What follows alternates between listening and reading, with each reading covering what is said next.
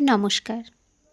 পিঠে-পুলি পাটিসাপটা বাঙালির খেতে ভারী মজা। আজকে আপনাদের সঙ্গে শেয়ার করব গ্যাসে কিভাবে চিতপিঠে কিংবা চিতই পিঠে বানানো হয়।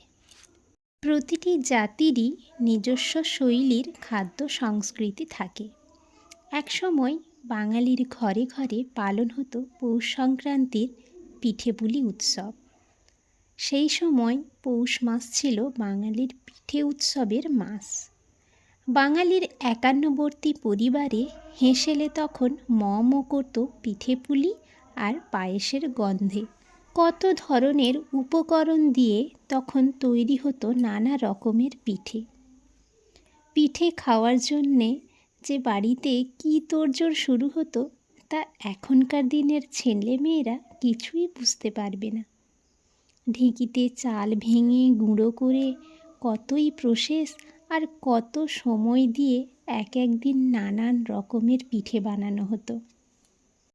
এই সময় এসেও আমরা যে পিঠে-পুলিকে একেবারে ভুলে যাইনি তার প্রমাণ পাই পিঠে-পুলি মেলাগুলো দেখলে। এবার দেখি আমি কিভাবে চিতই পিঠে বানাই।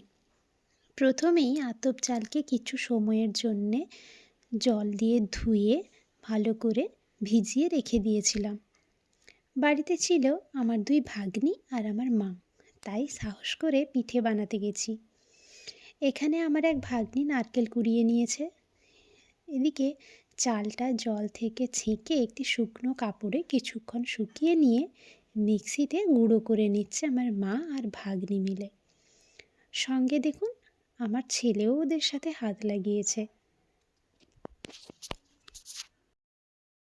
এবার আমি একটি কড়াইতে কিছুটা পরিমাণ জল গরম করে নিয়ে তাতে অল্প পরিমাণে চালের গুঁড়ো দিয়ে ভালোভাবে মিশিয়ে নিব। তারপর ওই মিশ্রণটা শুকনো চালের গুঁড়োর সাথে মিশিয়ে দিব। এইভাবে চিতই পিঠে বানালে খুব নরম হয় আর খেতেও বেশ সুস্বাদু হয়। আর একটি চামচ দিয়ে কিংবা হাতের মাধ্যমে হালকা পরিমাণ মতো গরম জল দিয়ে ভালোভাবে মিশিয়ে নিতে হবে যাতে কোনো রকম চালের দলা না থেকে যায়। এখন এতে পরিমাণ মতো লবণ দিয়ে দিব। মিষ্টির জন্য আমি এখানে গুড়ের বাতাসা নিয়ে নিয়েছি। এটা চাইলে চিনিও দিতে পারেন। এবার কুড়িয়ে রাখা নারকেল বাদাম দিয়ে ভালো করে মিশিয়ে নিব। এখানেও আপনারা আপনাদের পছন্দ মতো কাজু কিশমিশ কিংবা আমন্ডও কুচিয়ে দিতে পারেন। এখন আমি আঁচে একটি মাটির পাত্র বসিয়ে গরম করে নিচ্ছি। এটা গরম হয়ে এলে তাতে সাদা তেল ব্রাশ করে দিব। এদিকে চালের মিশ্রণটাও তৈরি হয়ে গেছে আর এখানে মাটির পাত্রে আমি তেলটা ব্রাশ করে নিচ্ছি। এবার এতে চালের মিশ্রণটা দিয়ে দিব আর তার উপর একটি সরা ঢাকা দিয়ে দিব। আর হাওয়াটা যাতে না বেরিয়ে যায় তার জন্য একটি ভেজা কাপড় এর চারধারে দিয়ে দিব কিংবা সরার উপরে কিছুটা পরিমাণ জল ছিটিয়ে দিব। আঁচে কিছুক্ষণ রেখে ঢাকা খুলে নিলেই তৈরি হয়ে যাবে আমাদের প্রিয় চিতই পিঠে। মাটির উনুনে যেভাবে উপরটা ফুলে ওঠে আঁচে খুব একটা ফোলেনি ঠিকই, কিন্তু স্বাদটা ওই মাটির উনানে তৈরির মতোই হয়েছিল।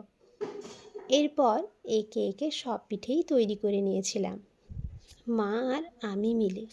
চাইলে মিশ্রণটা দেওয়ার সঙ্গে তার উপরে নারকেলের কোড়া খেজুর কিংবা চেরি করা কুচি দিয়ে দিতে পারেন, তাহলে পিঠেটা দেখতে আরও বেশি সুন্দর লাগবে। এইভাবে তৈরি করলে কিন্তু পিঠের নিচে একেবারেই পুড়ে যাবে না। আপনারা চাইলে সিলভারের কড়াইতেও করতে পারেন, খুব একটা খারাপ হবে না। দেখুন পিঠেগুলো কত সুন্দর হয়েছে। বাড়িতে একবার হলেও এভাবে বানিয়ে দেখবেন, খুব ভালো লাগবে।